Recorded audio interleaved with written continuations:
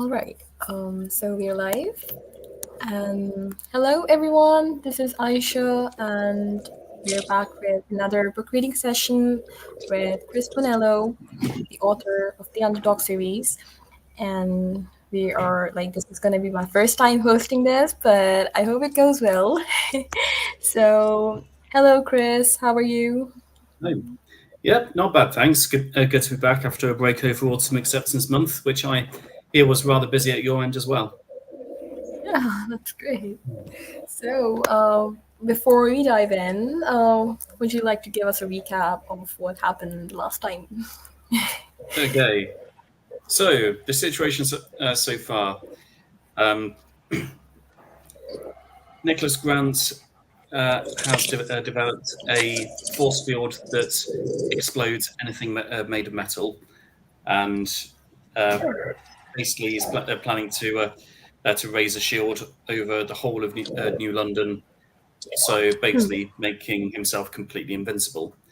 Meanwhile, there is one thing before the shield goes up on May 20th, midnight on May 20th, which just happens to be the 1 year anniversary of Takeover Day. They do need to test it first, and the place where they are going to test it is Oakenfold Special School, where most of the underdogs went to school. So they're going to go there, try and sabotage it, and also find out information that they're going to need with them when breaking into New London later on in the week to try and stop the whole thing. And Okay. the there are seven underdogs going to attack the test center, and guess what? They are all seven of the Oakenfold survivors. And the last thing to happen. Oh yeah, and McCormick had an operation as well to have a cyst removed from his body in order for him to take part in combat later on if the operation goes well. The last we Wonderful. heard of McCormick, he'd just gone under the knife, and the last we heard of people in general, that they've the strike team have arrived just outside of Oakenfold Special School, and yep, they've told Alex and Shannon, who are on comms, that they're about to break in. So this is basically where the action's about to start. Wonderful. Thank you so much for the recap. Now, without any further delay, can you share what chapter are we starting from today? We You're are starting from chapter 6. wonderful. Let's get ahead. Let's get started. Okay. Right. So, chapter 6. Kate had gone silent, but her brain was loud with anxiety. Ewan's orders were received by her ears, but the meaning of his words washed over her. Kate, he said, you and Mark go for the staff areas. Simon and I will go from classroom to classroom. Which leaves the function rooms like soft play and the speech therapy place for me and Gracie, said Raj. You want us in the least likely places to see action, since we're the least effective soldiers. Shut up, Raj. It's true though, isn't it? I can read you like a book. Raj, you can't even read an actual book. Kate took a deep breath. Her wits were returning. Maybe it was the casual insults thrown at her boyfriend that woke her up. She looked around the group, back on their feet at the brow of the hill, and sheltered behind the tree line. So what about me? Asked Jack. Keep guard here. What, so I have to miss out? You get to protect us. Alert us if you see... Is this because I talked to you about alert us if you see anything approaching, or any activity that's not us? Oh yeah, in the previous chapter, Jack offered Ewan some advice about how to handle having a dead parent, and Ewan, even though it was exactly what he needed to hear, he's not in a mood to like Jack particularly right now. Sure. Kate did not understand why Ewan was so irritated with Jack, or what they had talked about that could have caused the tension between them. Jack shook his head, the hair beneath his helmet waving across his face in messy protest. Just do yourself a favour, yeah? He asked. What? Said Ewan. If this place is abandoned, they've probably finished the testing already. When you're close to the entrance, throw a bullet first and see if it blows up. Don't walk gun first into a shield that detonates metal. Ewan nodded, and Kate heard him whisper something to himself under his breath. Then, with no words of encouragement for his team, without even repeating the mission criteria, he started his walk down the hill, followed by Kate and the rest of the students. This has got to him already. The emotional impact of the night was probably compounded by the fact that there had been no changing of the guard at 3 o'clock. Ewan had relied on the enemy's retreat for their strategy, and the rug had been pulled out from underneath his plans. More than that, it suggested that the building had not been guarded in the first place, and they had wasted 3 hours of their time outside an empty building. Yeah, they'd arrived at midnight and then waited until 3 o'clock to strike, thinking that there'd be some kind of guard change that would expose the weakness. Kate understood his frustration. When one thing bothered her, it bothered her. When several things bothered her at once, she lost her capacity to think. Both she and Ewan reaped the benefits and suffered the consequences of forces with single-mindedness, and were unable to focus on two different sources of anxiety. Ewan could have coped with the emotional strain of seeing Oakenfold, or the sudden change in circumstances, but not both. Ewan left the bottom of the hill and led the march across the car park towards the school entrance. As Kate followed, she noticed how neatly the abandoned cars were parked alongside each other. When the clones had come, nobody had been given a chance to escape in their own vehicles. She even recognised a couple of the cars as belonging to specific staff members. Partway across the car park, Ewan removed a bullet from his pistol and lobbed it towards the school. The bullets glided through the air and smacked against the wall without complaint. Oakenfold was unshielded. By the time they reached the front entrance, Kate was first in line. She lay her hand on the door to her old school, took a deep breath, and then paused as Simon started frantically jumping up and down, pointing at something inside. "Simon?" she asked. They all saw it. In the corner of the entrance hall, a door-shaped shadow fell up on the wall opposite the toilets. And where there was a shadow, there was light. "Well spotted," said Raj. "Someone's left the light on in the loos." "So?" asked Gracie. "Well, if Jack were here," said Raj, in an obvious protest against Ewan's team selection, "he'd tell you that's proof that the clones have been here, because all the other lights have been switched off since we last saw this place." "Since takeover day, Raj, you can say it." "You know what else I'd say?" came a voice from the radio that made Kate jump. "I'd say it's proof that this place has electricity. By the way, watch the controls on your radios. Make sure you know whether they're transmitting or not, and only use them if it's absolutely urgent, or if you're sure there's nobody around to hear. While I'm at it, don't use your torches inside until you know you're alone. Not even lighters. You can't afford to give yourselves away, even from a distance." There was annoyance in Jack's voice, which he was trying but failing to hide. Kate understood why. He must have wanted to see the inside of the school that had saved him from suicide in his worst years. But Jack, of all people, knew the importance of duty and following commands, even if it hurt him. "Right," muttered Ewan. "Thanks, Jack. Oh, and if they've got electricity, they might have set the alarms. Be careful, and remember the code is 1989. "How the hell do you know?" "Because I spent years looking at the faded 1, 8, and 9 digits every time I walked past the alarm. And the school was founded in 1989, so it doesn't take a genius." Kate looked back at Ewan's hands. Even in the dark, she could see their tightening, determined grip. "I hope the alarm is set," he said. "It'll mean there's no clones inside." "Kate, open the door." It was harder than Kate had thought. The inside of Oakenfold would be where her ugly past met her ugly present. It had been the place where she tried to recover from her years of bullying, and only partially succeeded. Now, the best school on earth would showcase the horrors of a post-takeover Britain. She pulled the door open, and the last 3 students of Oakenfold Special School crept back into the building they had escaped from together. After almost a whole year, it could perhaps have been a sentimental moment. But Nicholas Grant was days away from launching an invincible protective shield that might have been perfected in that same building, so it hardly felt magical. The alarm didn't sound. Ewan looked disappointed, as far as Kate could tell.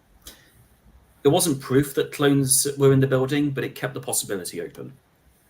"Nothing above a whisper," Ewan said, following his own instruction. Before splitting up, the group of 6 stood together for a brief moment of shared empathy. Raj said it first. "United by differences, guys." "United," whispered everyone else. Ewan wasted no time heading for the classroom nearest to the entrance, the one for the profoundly disabled students who had needed rolling in and out of school in specialised wheelchairs. Simon followed him with a nervous huff. Raj and Gracie headed straight for the sensory room, already resigned to not finding anything interesting. "Shall we?" asked Mark. "Yeah, sure," replied Kate. "This way first. Head teacher's office." The reception was right next to them, but Mark had made his decision to inspect the most important room first. Kate started to follow him as he set off, but a thought struck her. "Wait, isn't this the long way round?"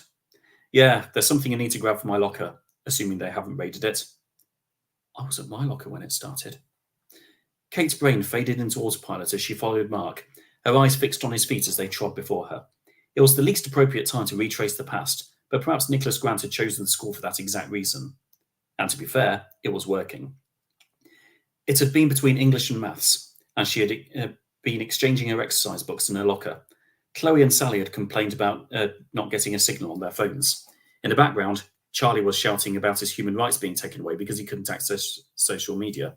Ah, oh, I miss Charlie. The staff had looked worried, but said nothing. Rule number 1 in times of crisis, hide everything from the students, even news that might help them. With Chloe and Sally equally clueless, Kate had walked down the corridor and noticed Raj talking to his friend Callum. I overheard 2 of them, said the dyslexic kid who had one day become a boyfriend, saying something about a fire in town. But not just one, loads of buildings were on fire. There were gunshots too. Maybe it's a riot. Kate had not believed the bit about gunshots. She had learned a lot from the false rumours people had spread about her in mainstream. Exaggerations and blatant lies were unquestionably believed in schools, while the truth was ignored for not being entertaining enough. But something was worrying their teachers. Okay, said Mark, returning Kate to the present. Here we are. Kate realised how lucky she was that some sneaky clone hadn't opened fire from round a corridor corner while she had been daydreaming. She would have been dead before noticing any attackers. Of course, Ewan would have called it lack of due care and attention on Kate's part, rather than luck. Mark opened his locker in near total silence, the clicks of its combination lock the loudest noise in the corridor except for Kate's erratic breathing. Can't even see the numbers, Mark muttered. I just know I put them to 000 whenever I locked it, so I know how many... Here we go. The pained scrape of the metal locker sounded deafening to Kate's sensitive ears, but the faint expression on Mark's face showed his indifference to it. Single malt, he said. Scottish, 12 years old. Well, 13 now. Malt, whispered Kate. Isn't that vinegar? Whiskey, Kate. You brought alcohol to school? Kate, I spent a year away from lessons after stabbing my dad in the leg. I was already set up to fail my exams, and my adulthood was screwed before it had even begun. When Grant took over, I was about a month from leaving this graveyard. Thought to do some celebrating on my last day in front of as many people as possible. What were they going to do, expel me? Kate could hardly contain her disbelief. She looked at the walls, if only to make her face less visible to Mark. She could have sworn one of the pieces of artwork on the corridor wall was Simon's, since it was as bright and vivid as his personality had been back then. It was odd how the little thing stuck in her head. Kate had also been looking at Simon's artwork when the rumoured gunfire had reached Oakenfold Special School. Everyone was late for maths, but none of the staff cared. They were all too busy with this mystery crisis that the students must not know about.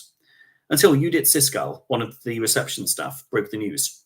She was wounded, bleeding from her shoulder, and running full pelt down the corridor, screaming at the students to hide. There had been screams and meltdowns and panic attacks at the sight of real blood and the promise of something dangerous in the school. Kate remembered the sight of her first clone, the tall, bold model, which she had seen 100 times in 100 other clone soldiers since. She had believed him to be a real human at the time. He had run around the distant corner in navy blue uniform with an actual assault rifle in his hands. It had been a sight Kate had never seen before and would have never expected in a school. And wow, this clone had been angry. The type of angry she would later learn was built into their neurology, as Nathaniel Pierce had built his soldiers with peace and war settings. She had seen angry people before, but nobody with that kind of face. Judith had stopped to bend down and help a frozen student to his feet. When the clone had got too close, she drew out a cutlery knife and went for him, and that was when the clone had shot her to death. Besides, said Mark, I'm 18 now, so I can legally drink this even by old world standards. This is coming back with me tonight, and I'll still use it to celebrate leaving Oakenfold, just leaving in a different way. Kate jumped at the sound of Mark closing his locker and followed him further down the corridor. He reached for his radio. Anything yet, guys? He asked. A short pause, which Kate used to collect herself.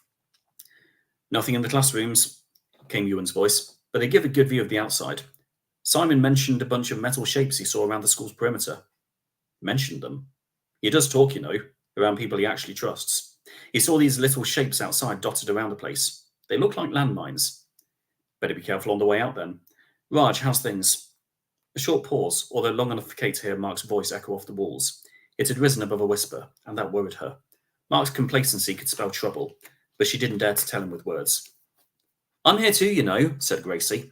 Raj found the sports hall, and he's looking through it right now. It's packed with these huge things.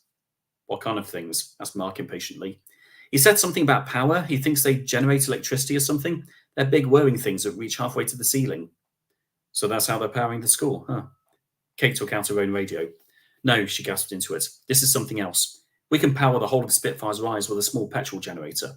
Those things in the sports hall are for powering the AME shield. It'd make sense, came another voice, which she recognised as Jack's. The energy needed to maintain a shield over the school would be massive. Oh, and I'm fine out here, by the way. Have you seen anything? Asked Ewan. I'd have told you if I spotted movement, said Jack. But now you mention it, I can see those little landminey things too. But I don't think they're actual mines. How come? Because they've made no effort to hide them. They must be for something else. There was a momentary silence.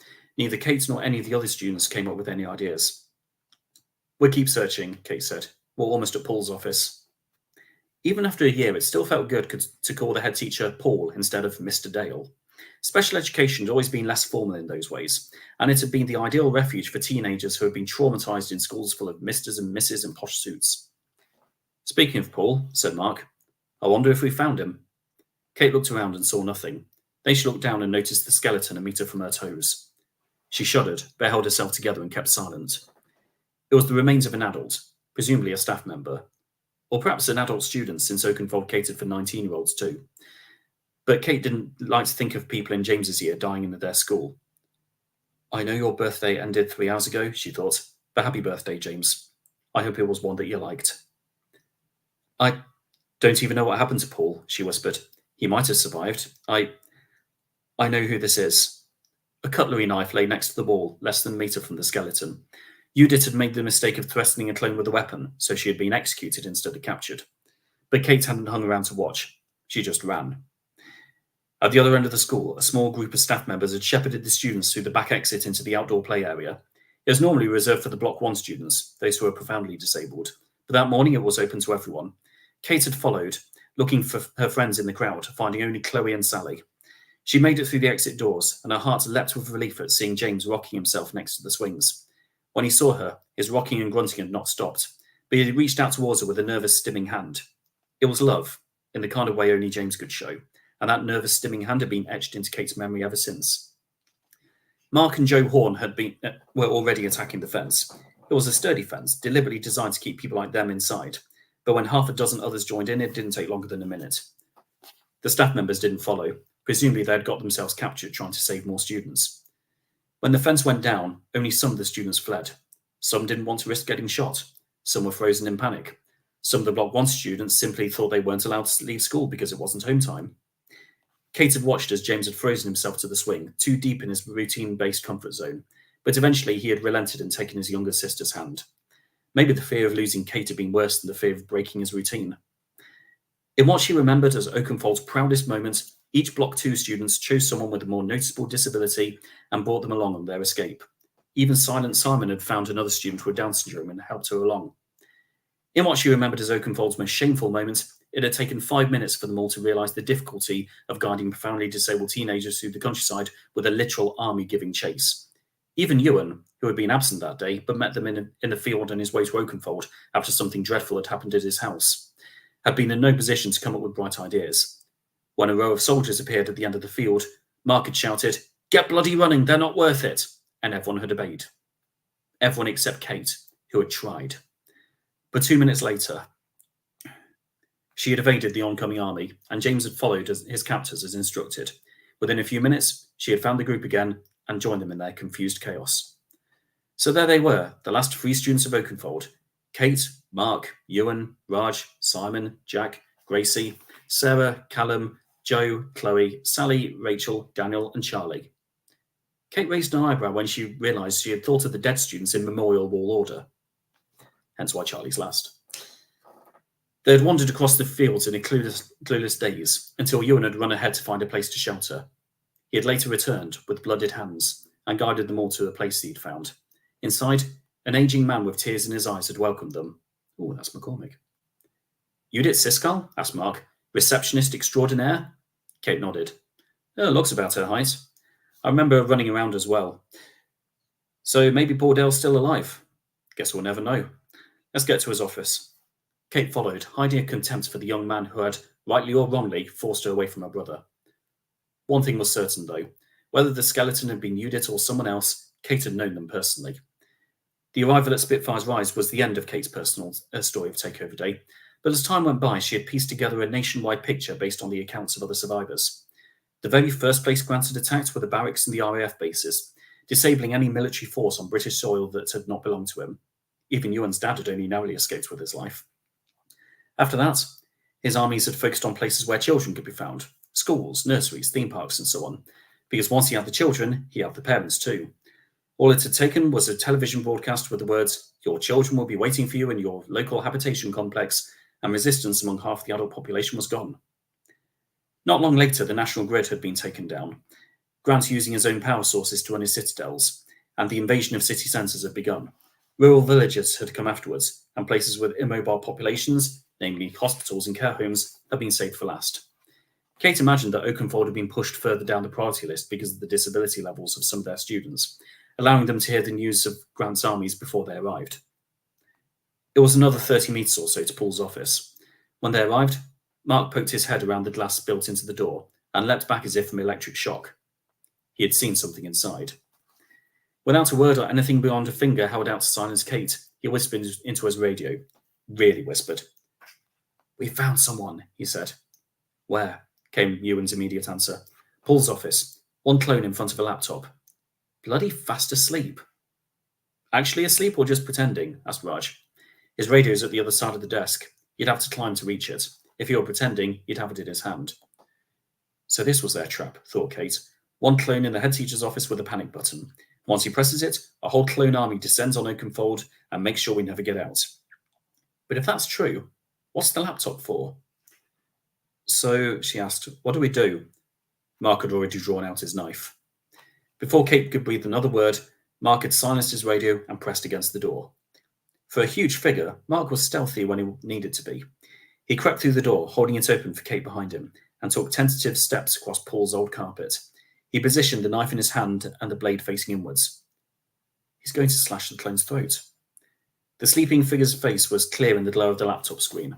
Mark stepped around the other side of him so he would not cast a shadow across his face, and in the blink of an eye, his left hand had gripped a batch of hair. Kate wished she had closed her eyes. By the time the victim had opened his own, the knife had done its work. Mark had cut deep enough for the creature in the chair to be beyond saving, and the sheer panic in his face showed that he knew it. There was enough energy left in him for a garbled groan, and then he was dead. Kate started to breathe again. Mark's attention went straight to the laptop. "This technology is pretty complicated by clone standards," he said. "It's not the usual numpty-proof system they have in New London." Kate had noticed. She had also noticed the lack of a panic button in the man's radio, and the fact that he had used his vocal cords to let out his final groan. She chose to say nothing. Mark would put the clues together himself and react in his own way. For those not getting it, it basically means that Mark just killed a human.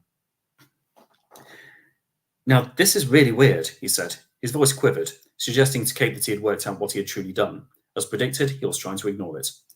"What's weird?" she asked, trying to ignore it too. "The AME shield is ready. Just a tap of this button and it goes up." Kate walked over to look, careful where she stepped. The carpet beneath grew redder, stickier, and more soaked with every heartbeat. There was a progress bar on the laptop screen, 100% complete, waiting for someone to click OK and raise a metal-proof shield over Oakenfold Special School. They were one click away from achieving a feat never before seen in the realm of science, and proving that Nathaniel Pierce's technology could make Grant invincible forever. But its controller had fallen asleep. In fact, the progress bar said the task had been finished at 12:09 a.m., so he must have been asleep for the last 3 hours. "It can't be that simple, can it?" she thought. "Heroes don't just win because villains fall asleep, right?" "I won't lie," said Mark, reaching for the laptop power button. "I thought this one would be harder." "Don't switch it off," snapped Kate. "We need to take a look. This might tell us what we'll find in New London." Mark grunted and stepped aside. Kate minimised the progress bar, checking, double-checking, and triple-checking she was not about to press OK, and started to search. There was surprisingly little to search through. The most interesting result was a list of coordinates, about 50 of them, in a program that clearly had something to do with the AME controls. Curiously enough, the GPS coordinates were all nearly identical, with just a few differing numbers at the end of each one. Whatever these things were, they were in almost exactly the same place. "Guys," she whispered into the radio. Mark saw her and turned his own radio back on. "I think I know what those landmine-shaped objects are for." "Oh," added Mark, "and the guy we mentioned is now dead. Good job he fell asleep on duty. The shield was one button away from going up." The others expressed surprise, but Kate stopped listening. She scanned through the contents of the man's laptop and found nothing more of use. In the background, Raj said something about an interesting find in the library. Can't see anything useful here, she whispered. Right then, said Mark, raising the butt of his assault rifle. If you'll allow me. No, don't just smash it. They'll be clever enough to put the pieces back together. This needs to be really destroyed. Whiskey's flammable, right? What, so I should pour my precious single malt over a computer and set it alight? Besides, we have no way of putting out the fire once it starts. Let's get some acid. He walked for the exit, not bothering to check the corridors as he walked into them. Acid? Asked Kate. Yeah, from chemistry. They've never had anything that could melt a computer. No, they didn't, but if you do your research, you can combine the boring stuff to make a corrosive solution. And it's corroding, not melting. Kate followed Mark around the next corner, wondering what kind of person Mark could have been in a different life. He was capable, intelligent, determined, and had no diagnoses that she knew of. Oakenfold wasn't designed for people like him, even though life had led him there. The lab's the other way, said Kate. Staff room first, Mark replied, pointing at the next door down. Looking for more drink? Looking for keys. They never kept chemistry stuff in unlocked cupboards. He opened the door to the staff room. It was windowless and pitch black. Mark, without a moment's thought, switched on the light. The room lit up to reveal a dusty, lifeless room. Empty mugs of tea rested on the tables full of teachers' marking, and the writing on the staff whiteboard had faded away, and a collection box for school pantomime tickets had collected a year's worth of dust. But Mark was worried. Someone else is here, he whispered. That other guy had a friend. Kate scanned the room for clues and found literally nothing.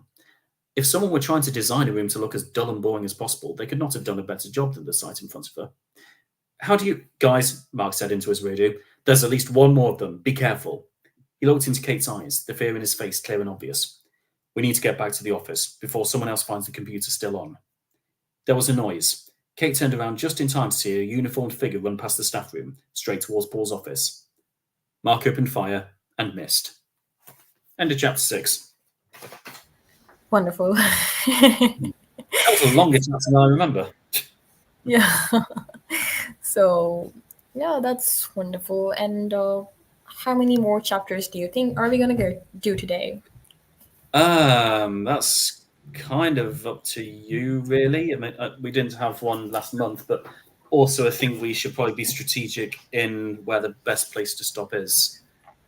Yeah, I think that's I'm right. pretty certain I remember how the next chapter ends.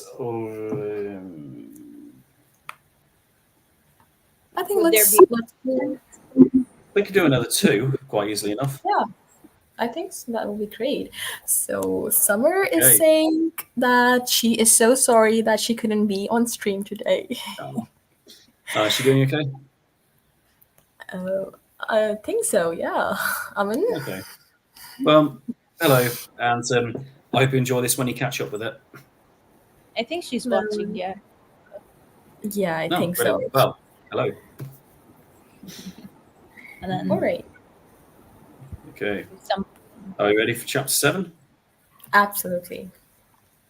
Well, here we go. Chapter 7. When Kate fired her own bullet, it struck the man in his lower leg. It didn't appear to slow him down. He stumbled and shrieked, but hopped around the corner of the corridor as fast as he would have done anyway, perhaps carried by his own momentum. Get him! Mark yelled, the expected ferocity in his voice replaced with worry. Kate did not need telling twice. Oh, by the way, I'm open to opinions on why you think Mark worked out that someone else was there, even though he switched on the lights and just saw a really boring staff room. Let's see if we can work it out before Mark explains later on. Kate did not need telling twice and charged with all her energy towards the corner. She knew the risk of the man lying in wait behind the wall with a pistol pointed her direction, but she ran anyway. Something told her the man would be more interested in reaching Paul's office than winning a gunfight. When she and Mark turned the corner, she was proven correct. They were just in time to see the door to the office slam shut and heard the locking mechanism as they approached. The door was sturdy, thick and secure enough to keep any staff member safe from a violent student or an ambitious burglar. This would not be easy. There was an electric scream of "Pete!" from behind the door. The man in the chair with the carved throat now had a name, one that would stick in Kate's memory until the day she died. Mark got to the door first and smashed the little square window with the butt of his rifle. He was answered by a short burst of pistol fire and jerked his head away from the spray of wooden splinters that spat from the empty window frame.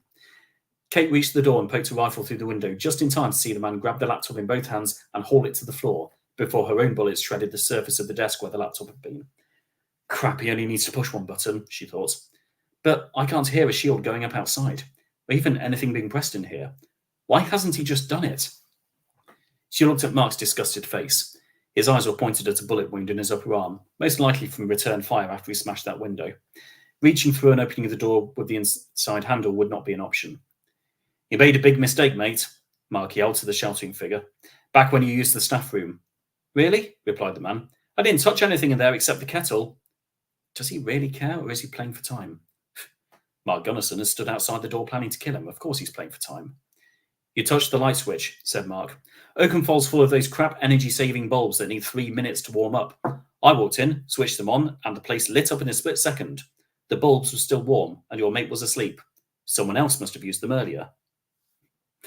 See, and that's how we found out someone else was there. It wasn't anything in the boarding staff room, it was the fact that it just lit up straight away. Huh, how clever of you. Are you sure you're a student here? You're not nearly stupid enough. What a way to live your life. Yeah, well, you're about to get killed by a retard. Proud way to go. Kate bit her lip. The confrontation would have to end sooner rather than later, but the door was firmly locked, and the man was hidden behind Paul's desk where bullets could not reach him. Then she remembered the other weapons they were carrying. She pointed to Mark's belt, and he nodded. Back in a bit, he whispered. Keep him busy. Mark turned and fled, clutching his reddening upper arm, and left Kate to face the bullets alone. How was she supposed to prevent the man in the office from raising the shield? She had no idea. His laptop was right in front of him, and he was only one button away from success. And again, she thought, why hasn't he done it already? Raj, we need to go. Why? Asked Raj, thumbing through the paperwork balanced on the library shelves. The gunfight's over there, we're over here. The others can handle it. What's going on here is important. No, yelled Gracie. We have to get outside, back to Jack. He'll never be your boyfriend, Gracie. Come here, I need you to help me read this. By the time Raj had looked up, Gracie had fled, leaving nothing but the sound of her running footsteps. Raj breathed a sigh in the most irritated tone he could manage, and refocused on his work. The school library had been turned into a miniature archive for the AME project. The original contents of the bookshelves had been thrown into the corners of the room, everything from the children's encyclopedias to the advice books for young adults applying for work, and replaced by binders of paperwork that must have been important to the team that had worked here. Wow, Ewan picked the wrong underdogs to search these rooms, Raj thought. God, if you're going to bless me with a sudden ability to read, now would be a good time. A thought struck Raj, which made him stand bolt upright. Divine intervention or not, it saved a lot of time. Raj's mother had spent most of his childhood calling him my little detective, since he could see straight through to the root of any problem without being distracted by the extra details that got in everyone else's way. With or without the ability to read, Detective Raj Singh had the perfect brain for this task. He didn't need to learn the entire dictionary to find the information worth stealing. He just needed to find the documents with the right keywords. We're here to work out what to do in New London, so those are the 2 words I need to look out for. I just need to find a capital N followed by a capital L. And look for AME too. Even I can spell that one. Raj grabbed the first file that came within reach. A quick browse revealed none of the magic words. The next file revealed none of them either. Raj wondered whether this was what browsing foreign language books felt like for the average person. The third file contained N blah L blah, as in N-L-, and AME in the same paragraph. It was hopeful. He opened it up and smiled at the sight of diagrams. One of them was a map of the outer city. My little detective, said his mother's voice in his head. Kate poked her face through the smashed window to the office. The dead body of Pete stared back at her. His frightened expression stuck to his face like a horrible waxwork sculpture. There were shuffling sounds from the carpet behind the desk, and Kate shuddered. The man's hands and knees must have been dragging through his colleague's blood as he crawled. Perhaps the blood from his lower leg was mixing with it too. Phone, on, he called out.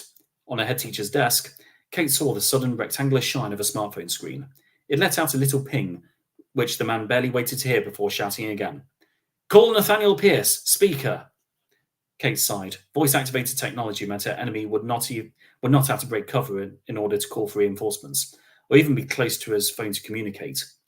The phone was answered within one ring. Talk to me, Hargreaves. It was definitely Pierce. Kate had heard his voice back in New London, the day they destroyed the clone factory. Pierce, Hargreaves screamed. They're here, and they killed Simmons. Is the shield up yet? Pete Simmons, and now Hargreaves.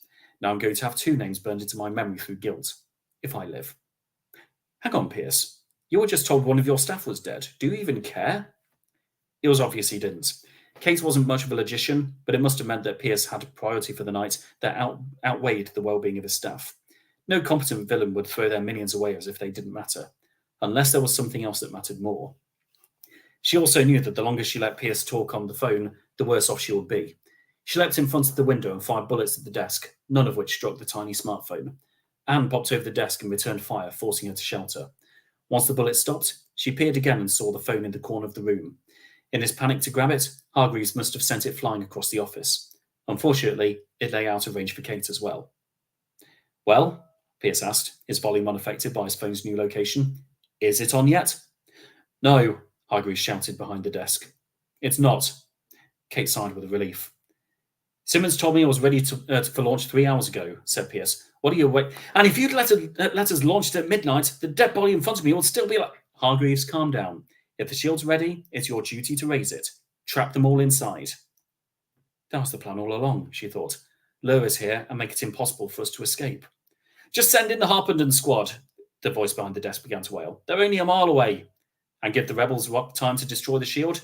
It needs testing. Raise it now.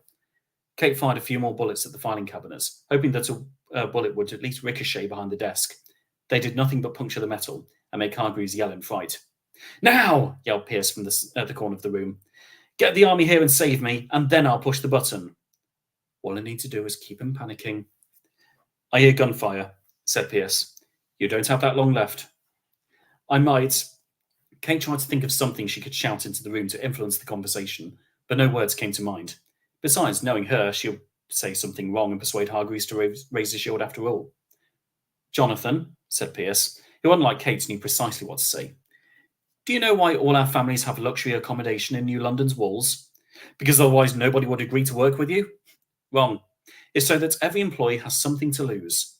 In your case, it's Louise, Michael, and Jessica. Turn the bloody shield on. The line cut out. It was a cold and cruel tactic, which Pierce must have known would work. Remove the other person's chance to speak, show that you don't value their words, and the other person won't value them either. People have done that to Kate all the time back in the old world. Jonathan, she yelled to the man inside, hoping the first name approach would help. He said something about the Harpenden squad being a mile away. You know they won't let you live, right? If we die, you die with us. I'll be keeping my family safe, the man muttered, barely audible. That's all the consolation I need. Safe from Grant, Marshall, and Pierce? These guys are threatening our family and you're siding with them? Makes no difference now. Kate's jaw dropped. She heard the futility in the man's voice, so blatant that even a girl like Kate could identify it. You've already pressed it, haven't you? No answer.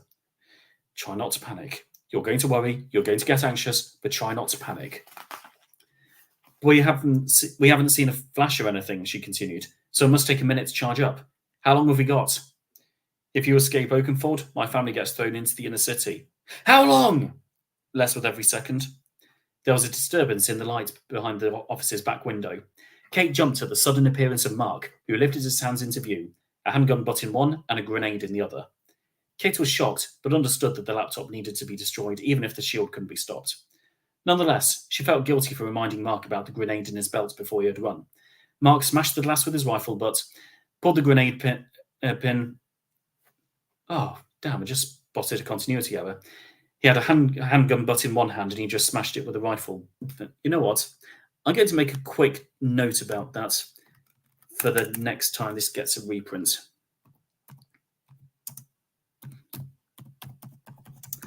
You'd be amazed, by the way, how many edits you can go through with one of these books and still find really, really small continuity errors waiting for you 4 years after publication.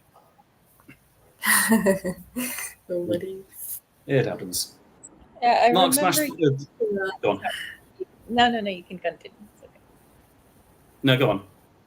Yeah, I remember you once mentioned that you've used the dictator stuff, the voiceover something that helps you read through the text. Oh, yeah.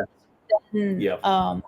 You found some typos right now, so it's okay. It happens to the best. And it is a great strategy for finding all the bits that are typos, but it's not great for finding continuity errors where you need to concentrate. For some reason, the machine would have read out handgun and rifle absolutely perfectly. For whatever reason, it just didn't click in my brain that he switched weapons. He does have a handgun and he does have a rifle, so you could argue that it's not really continuity error. He could have just switched round, but it just looks clumsy at least. Anyway, Mark smashed the glass, apparently with his rifle butt, pulled the grenade pin and dropped it through the empty window. It bounced on the floor to the sound of a shriek from Hargreaves before it exploded, ripping him and his laptop to pieces. Kate was thrown to the back wall of the corridor by the force of the explosion. Suffering from instant sensory overload, she could not tell whether the word sorry from Mark in her head, in her radio, was real or psychosomatic. But as the ringing in her ears faded and the sight returned to her eyes, she heard him asking something. Whatever it was, it didn't matter. Her hand scrambled to the radio, although she screamed long enough to be heard school-wide without it. "Everyone get out!" she yelled, and she rose to all fours and pushed herself onto her knees. "Reinforcements are coming. The shield has been activated, and it's charging up right now. Get outside!" Kate didn't hear the responses. If her friends had any sense, they wouldn't waste time replying. What about his family? She asked herself as she tried to stand. Yeah, came a sarcastic answer, perhaps Mark's own thoughts of invading her head. Let's sacrifice 6 underdogs so a bad guy's wife and kids can live in luxury. No, we're going. Kate staggered to her feet and jogged in an approximate straight line, picking up speed as she went. If her life weren't under threat, it might have felt liberating to run in the school corridors. Once she got into her rhythm, she found herself sprinting faster than she ever had as a student. Even as a gymnast, she had never been so athletic. The new Kate Arrowsmith, hardened through a year of combat, ran so fast that her feet could barely support the shifting weight above them. It was like running downhill, except in the dark. She reached the school's entrance. Against all common sense and the imaginary noise of her brain screaming at her to reach safety, she grabbed the nearest fire extinguisher and used it to wedge the door wide open. The others might not have time to open the door for themselves. Kate ran exhausted through the car park and stumbled past the little metal objects that looked like landmines. They were starting to hum and make aggressive electrical sounds. Mark had already stopped a few meters beyond them, in a position he assumed to be safe. In the background, Gracie could be seen heading for the hill. She must have been looking for Jack. What will it look like? Kate asked when she approached Mark. When it goes up? We'll find out any second, Mark replied. Maybe we should cover our eyes. You can if you want. Kate trembled and realised that she didn't want to look away. Rightly or wrongly, her eyes fixed themselves on the entrance and looked for signs of her friends. There was movement, and Kate sighed with relief. Ewan was right on time. He and Simon bolted out of Oakenfold like racehorses from a gate and made it past the boundary of metallic objects halfway through the car park. Everyone okay? Ewan asked. Willie's mouthed while he caught his breath. That twat got me in the forearm, said Mark. Otherwise I'm okay. So had Kate and Gracie. Not heard from Jack, but I assume he's fine. Kate's legs started to weaken, but not from the run. 7 students had come to Oakenfold, and 6 had walked inside. 1 was missing. Halfway between the library and the front entrance, Raj took the longest strides he could manage at top speed. He knew he had the right documents under his arm, although it had taken a lot of reading, even after Kate's warning to get out. He regretted nothing. He couldn't afford to escape Oakenfold without the right documents, and he couldn't carry them all out, not in the time he had. The entrance was ahead, wedged open by a fire extinguisher. That must have been Kate. Nobody else would have been so thoughtful in a crisis. Her efforts saved Raj at least 3 or 4 seconds at a time when every single one of them counted.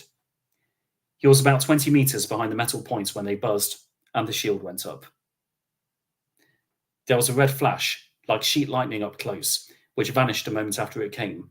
It was replaced by a sea of crimson ripples which distorted the sight of the world outside Oakenfold, including the hill and the faces of his horrified friends. Before the ripples lost their colour, Raj looked up. The AME shield formed a dome over the school, like a semi-spherical net pegged down by their metal points. The crimson barrier faded in silence, and their surroundings returned to normal. Kate was screaming. Raj said nothing.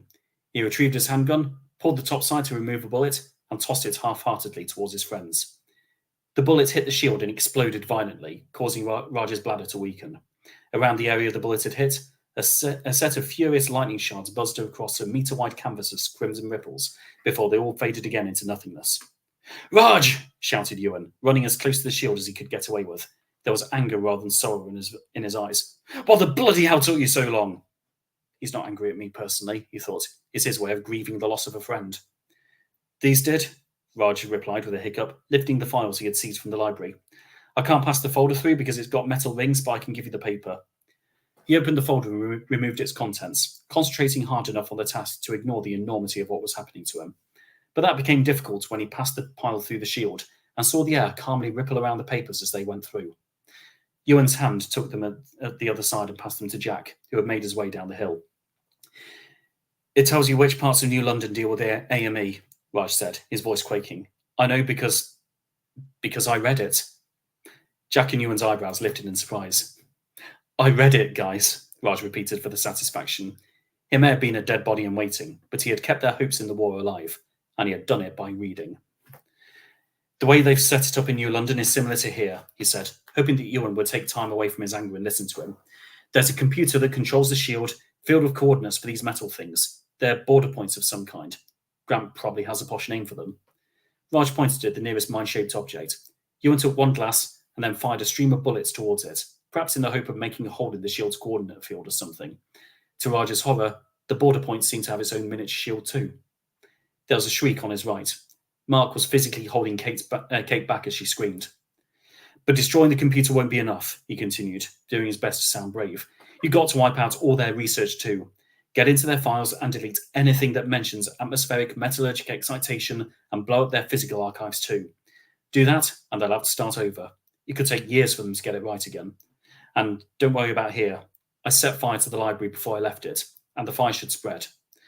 I'm sorry, Ewan, but like you said, stop AME, even if it means burning the school down. You did the right thing, Raj, Ewan said. Now find a way out. What, through the shield? Sorry, Ewan, I'm screwed. Oh yeah, there was a little mention of something important in Chapter 2, which was several months ago now, but you're just about to be reminded of it. Two things, actually. Raj had noticed how casual Ewan's voice sounded, like he was refusing to accept the hopelessness of the situation. Raj did not have that luxury. His dyslexia-driven ability to see to the core of a problem told him exactly what his situation was, and his ability to come up with off-the-wall, unexpected ideas would have helped if there were any kind of way out. But Raj knew that searching for one would be like trying to avoid a one-move checkmate. Dig underground, Ewan said, trying to hide his growing desperation. Get to one of these grassy areas and... The brains that came up with AME must have thought of someone tunneling, Raj said, his first tears emerging. And besides, how much time do you think I have? Reinforcements are minutes away. Then strip, said Jack in his usual matter-of-fact manner. Leave your weapons and remove any clothes that have traces of metal. We only need your body to get through. I'm sorry, Raj replied. I had a spinal operation when I was 12, remember? That's the thing in chapter 3. I told you when McCormick and Lorraine were arguing. There's metal all the way down my back. Even if I were naked, the shield would blow my spine out. Kate finally got past Mark by punching his jaw and kneeing him in the groin. She reached Ewan and Jack and stared at her boyfriend through the invisible barrier that would cost him his life. And with her panic-stricken eyes gazing into his, she opened her mouth, but no words came out. Rogers understood. He had absolutely no idea what to say to her either. But actually, he breathed, getting my spine blown out might be the best option. What the hell's that supposed to mean? Barked Kate. I mean not getting captured. You know why, Kate. He looked. Oh, yeah, it was chapter 1 where this bit was mentioned. He looked at his wordless girlfriend, who had lost her wailing anger and replaced it with stunned silence. Raj closed his eyes and confessed. I know the name of our village, guys. I always have done.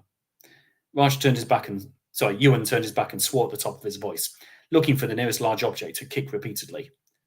So if you're taken alive, muttered Mark as he approached, we're all dead. Yeah, Raj replied with unashamed fear. Remember Daniel, who gave away our names? He was a tough lad. I'm not. If they interrogate me, they'll find what they're after. If I stay behind this shield, Spitfire's Rise gets found, we lose the war, and Grant kills me anyway. Either I run through and live, or I run through and die. Both are better options than staying here. His 6 friends did not make a sound between them, but Kate was shaking her head in baseless denial. Jack, you're the logical one, Raj said. Tell me I'm wrong. All eyes fell on Jack, who seemed aghast at the thought of being responsible for good ideas at a moment like this. I'm serious, Jack, Raj continued. Please give me a reason why it's a bad idea, because I'm bloody terrified here. Jack kept up his silence, and Raj looked at his remaining friends. Mark, who rarely lets humanitarian issues get in the way of solving a problem. Ewan, who was no stranger to making dreadful decisions in no-win situations. Gracie and Simon, who were all too willing to admit defeat. The only one who needed convincing was Kate. You're religious, she gasped approximately. Isn't there a no-suicide rule or something? This isn't suicide, it's sacrifice, said Raj, removing his helmet and taking the first of many steps back. Giving my life for yours. There are religious figures who saw the value in that, trust me. He kept walking back, and nobody but Kate objected. They were horrified but compliant. Some stepped out of the blast radius his body was about to create. God, please let me be right about you. Please see this as saving my friends. I spent almost a year shooting clones for these friends, and for millions of innocents. Please forgive me if that counts as killing. Forgive me if I was wrong in anything I did. Every shot I fired this year was to save human lives. Ewan, Jack, he said, get Kate to the bottom of the hill. Simon, Gracie, follow them. Mark, stay here. If the explosion only half kills me, shoot me in the head. It was the only moment in a year of warfare when everyone unanimously listened to him. Everyone except Kate. There was no sensitive, heartfelt goodbye from his girlfriend as she was manhandled across the car park. But that was okay. They could each have died in 100 ways in the war against Nicholas Grant, and almost none of the others would have held decent farewells either. The last of Oakenfold's free students gathered 100 metres away from the shield, staring back at their friend while they still could. Not far away, Mark was in place. They're not going to leave me. Reinforcements are heading right this way to kill them, and they still won't leave. I have to do this right now. Roger stepped back far enough. The view before him looked completely normal, as if he were just leaving school in the dark. He looked at the metal border points and judged the distance. God, I love you, but I'm terrified. Please, just please. His brain ran out of thoughts, and for the first time in 15 years, he surrendered to his impulses. Raj Singh took a long run up and leapt through the shield. End of chapter 7. We doing okay? Yeah, absolutely. I just want to hear the other chapter as well. Like, I really want to go ahead. Let's move forward. Okay. Right. So. I hope you're doing okay. Oh yeah, I'm doing fine. I read this story lots and lots of times while I was editing it, and there are some chapters, especially in Uprising, which still kind of hurts when I read them. But this is. I'm not going to say anymore. Okay, chapter 8, and it starts off with me saying, "I am so sorry." Oh no. But I wanted to ask one question. Go on. So you said that there are certain chapters that still hurt you when you read them, right? Yes. When you're writing them, I'm sure it's really difficult writing those chapters too, right? So how do you manage doing that? Because like I try to write sometimes and I don't know how that happens. So if it's something that emotionally impacts me, maybe it's just experience. I've been writing scenes that have been really, really sad to write since I was a teenager. So eventually you think, this story isn't going to be finished unless I just power through this and write this really tragic thing. And the very, very famous scene in Game of Thrones, I won't say which scene it is, but everyone who's seen or read Game of Thrones knows exactly what I'm talking about. That's in the book series. It happens halfway through the 3rd book, but George R. R. Martin wrote the whole of the book except for that scene, and then went back and wrote it because he knew he was going to hate writing it. I can't really do that. I have to write everything in chronological order. So yeah, I am. At some point, I've just got to think, it's going to hurt, but once it's written, I can then edit it, and that'll hurt even more. This won't be the first time I'm hurt by this, so you might as well just jump in. Yeah. It never gets easier. Sorry? It never gets easier. Not as long as you love the characters and want the characters to not be hurt, or in some cases killed. Makes sense. Okay. Chapter 8. And just to reiterate, I am so sorry.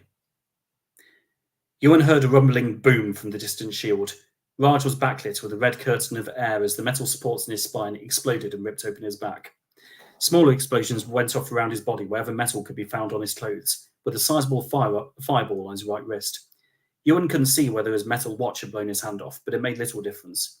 Raj's misshapen body landed on the tarmac of the car park, the top half of his torso at a right angle to his abdomen. After the shield faded, Ewan could make out a blood-coloured mist hanging over him. Mark bent down, took one look at Raj's face, and turned around to walk away. No extra bullets would be required. "You're going to hate me for this," said Jack, "but we have to run, and we all know it." Ewan did hate him for it, but at that moment he hated everyone and everything, including himself and everything that was good about him. 12 underdogs had become 11. 7 Oakenfold students had become 6. Britain's last army had lost every advantage that Raj brought to it, and Kate was becoming too much to handle. "What the hell are we still doing here?" asked Mark when he arrived back. "Splitting up," Ewan muttered, disgusted that people were turning to him for leadership while a devastating cocktail of bereavement and PDA clouded his judgment. "We've got about a minute before clones start arriving, and we can't all be in the same place. Mark, you take Kate and Simon. I'll take Jack and Gracie." "Why?" "Because I said so," Ewan grunted, knowing but ignoring that it was the worst reason a leader could possibly give. "You go through Harbenden, we'll take the fields. Whatever you do, don't head home the way we came. You'll be followed. Get lost in the countryside if you need to, and use the North Star tomorrow night. However you do it, just lose them." "Got it," said Mark. "Simon, Kate, with me." Simon followed as soon as Mark began to jog, but the silent shell of Kate Arrowsmith barely even looked in the right direction. "I'm sorry, Kate," said Ewan, saying the words but feeling nothing but rage. "But you have to go. Mark will look after you, and he needs you to look after him. Go." Mark shot an offended glare but said nothing. He must have worked out that Ewan's words were to encourage or manipulate Kate rather than belittle him. Mark ran for the school driveway, one arm around Kate's shoulder and the other pushing Simon forward. His journey home would be slow as well as long. Ewan was left at the foot of the hill with Jack and Gracie. Behind them, Raj's unapologetic body lay just outside the invisible shield, daring to still be dead. "Let's go," he muttered, and made his way up the hill. He paused at the top to wait for his teammates at the spots where he had once hidden for a whole afternoon, back when his world had been marginally easier. He took one last look at Oakenfold Special School, protected by an invisible AME shield, not knowing how the hell they would ever take it back, if they ever did. There was a fire spreading, as Raj had promised, from the burning library. Torchlights emerged from the distant forests. Raj had been right about not having time to dig under the shield. Ewan picked up the pace while stuffing the New London papers inside his shirt, wondering how detailed the outer city map would have to be for Raj's sacrifice to be worth it.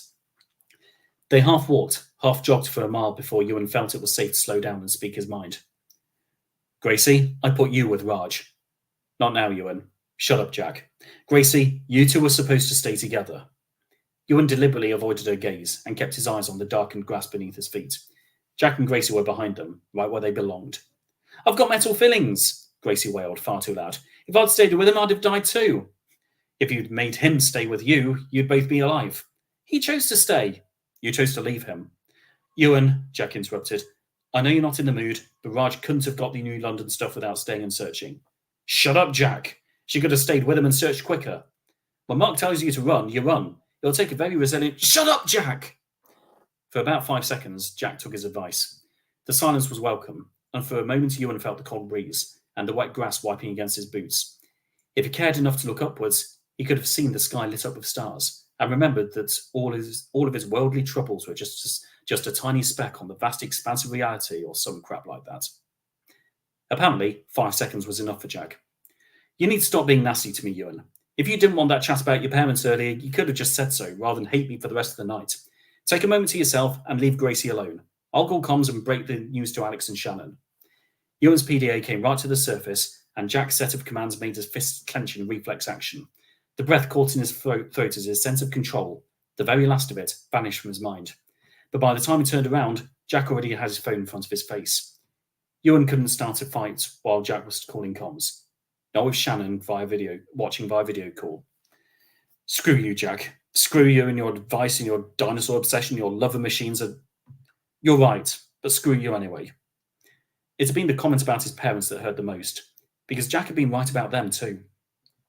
When Ewan made an effort to remember his mother, he had fond memories of who she had been, but his memory of her personality and his memory of their relationship were different things, and his strongest memories of their time together were best avoided. The good parts of his formative years had been spent with Dad, and the bad parts with Mum. They had split their parental responsibilities pretty well, right down to Dad having the military job and Mum doing the housework. It seemed like an old-fashioned family setup, but it was Ewan's fault she had to become a stay-at-home mum. His mainstream head teachers had dragged her into school so many times that it was easier to just sit at home and wait for the phone to ring, rather than take every afternoon off work and run out of holiday leave. But the split went beyond household roles. Dad had been the parent who had taught Ewan the skills he would need for adulthood, physically and mentally. He taught him the foundations of what being a man would one day be like, and gave him the best chance he could at preventing his neurology from screwing up his chances. Major George West had been a good man and a good father, but he had only been effective on Ewan's good days. It was Mum who had dealt with the bad ones. She had always been there when something caused him to stumble. Exclusions from primary school were dealt with by tearful cuddles on the sofa. Post-meltdown evenings as a teenager had been sold with movies and homemade shepherd's pie. She had provided the consistency and stability that a troubled boy desperately needed, and she had done it to perfection. But it had come to define their relationship, a priceless mother and son bond that was built entirely upon the things that went wrong. Ewan had spent his happiest days with Dad. Mum had been there on the sidelines, silent, non-judgmental, waiting for her turn to be needed again. And each time she had picked him up off the floor, hugged him better and sent him on his way, the young Ewan had gone back to his usual habit of avoiding her. Unless she was right there on a day when he needed fixing, it was easier not to associate with someone who so firmly reminded him of his bad moments. When Ewan thought about it, he treated the memory of Mum exactly how he had treated the real woman when she was alive. Nearly a year on from Mum and Dad being gunned down inside their barricaded house, Ewan still couldn't think of her without digging up his worst times. It was nothing personal. Ewan had loved her, but enduring the pain of those memories wouldn't bring her back. She was dead. Dad was dead. His aunt and uncle and 8-year-old Alfie were dead, along with Raj and Charlie and all the others on that bloody memorial wall. The pain of missing someone is always worth it for the joy of having known them, said a wise man's voice in his head. Shut up, McCormick. McCormick's mind said back. Ewan, came a voice behind him. The breeze came back into existence, as did the rest of the world around him. They weren't far from the edge of the field now, and a tree line that could give them cover. A stream of tears across his face became real too. Ewan, Jack repeated. I gave comms the news and told them not to expect us back for a while. Shannon passes on her best wishes. Ewan didn't answer. Shannon's company would have been welcome at that moment. And I told them we're splitting up even further, Jack continued. You can go on your own, and me and Gracie will stick together. We'll meet up at the house in Lemsford, the one we slept in last time, in Book 1. Might take a whole day to get there, but it's better than getting followed to Spitfire's Rise. Ewan grunted, but didn't turn around. Jack's unwelcome fingers landed on his shoulder. I told them we were splitting up to lose anyone chasing us, and because it would make us all faster. I didn't tell them the third reason. Figured you'd need some time alone. Screw you, Jack, Ewan thought again. Screw you for knowing me so well, for knowing where I'm weak and for being my friend. End of chapter 8.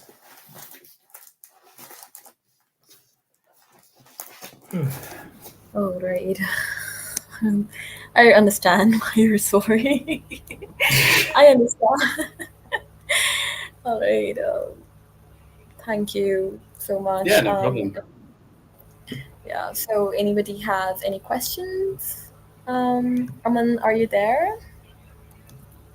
Yes, Anybody would like- I'm still trying to absorb everything here, but Yeah. I'll see. I do like it when the ends of chapters are met with, oh, I don't know what to say now. It's not going to lie, that's kind of what I was going for. I see why this was the chapter you decided to end on, and Yes, well, I could not end on the previous chapter with Raj jumping through the shield.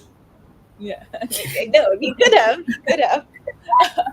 Yeah, But, do you remember when in book 1 where I read basically Charlie's death scene where Ewan opens the door to the officer sector and Roth basically shoots him multiple times in the chest, and Yes. I ended that. There's a moment of silence, and then somehow said, "Let's keep reading. I want to check he's all right." And, I remember that. Yeah, he's definitely not okay. Okay. Yeah.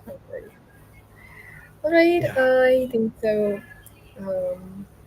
So yeah. Thank you so much, Chris. So That's being okay. here with us today. Yeah, And my condolences for hearing about Raj's death. He died as the young man he wanted to be, and we can't ask for more than that, other than winning the war. yeah. So sad. It doesn't help much, but yeah, it's still Yeah. yeah. You'll see later in the book how much Raja's sacrifice does help them with what else they've got to do. I'm not going to kill him completely for nothing. Yeah. Okay. Well, that helps. This helps now.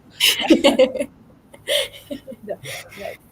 Okay, I look forward to the next coming chapters, Cool. and hopefully, because you've mentioned earlier, this is more of this doesn't really have very sad bits involved. So I'm hoping the next few chapters wouldn't be that bad, like that sad, Yeah. or If you no want a promise. basic summary of the Hopefully. next couple of chapters, they're very action based because they're all kind of running across the field trying to get home.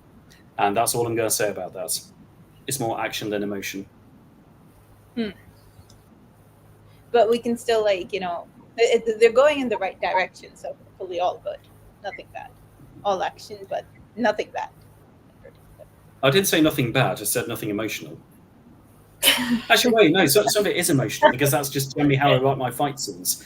There's no point in having a very well choreographed fight scene unless there's people, like characters, feeling things behind it. So, that's, well, The characters and I the don't know. readers as well.